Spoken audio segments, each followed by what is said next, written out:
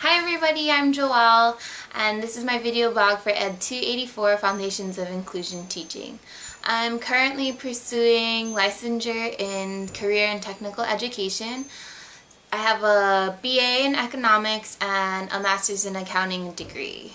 Hopefully after this licensure process, I can teach high school business courses in the DOE. One personal fact about myself is that I love my Italian Mastiff, Lily. She's the best. This week's essential question is, what can teachers do to create an inclusive classroom?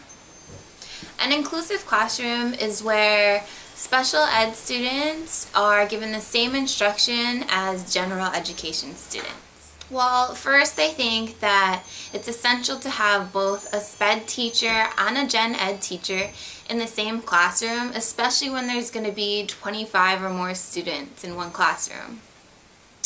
It's important because while the gen ed teacher is teaching, the special ed teacher can hone in on the students that need that special attention.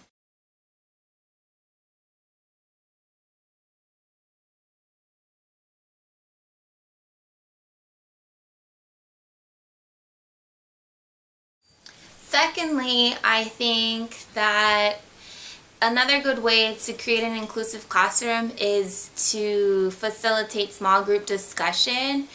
As a student myself, I wasn't fond of being called upon and having to answer in front of a lecture room full of students. I always felt that my answer would have been better quality if I was able to answer in a small group discussion.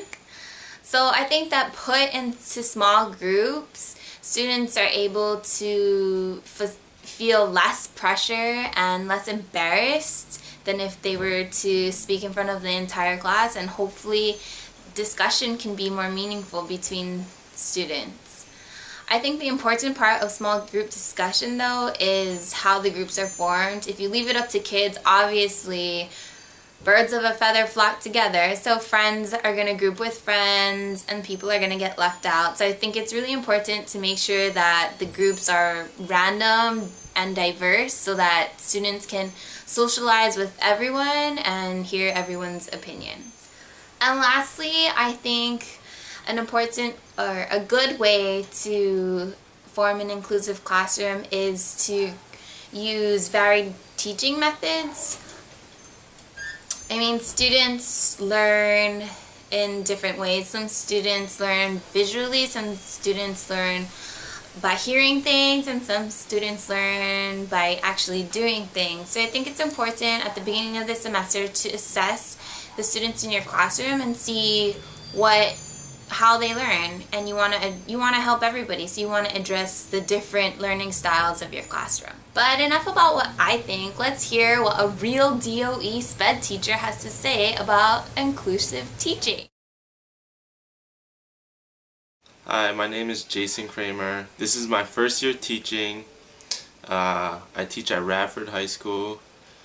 I teach special ed math, and my advice for future teachers would be to really understand the content that you're teaching, because the kids can ask some pretty complex and abstract questions.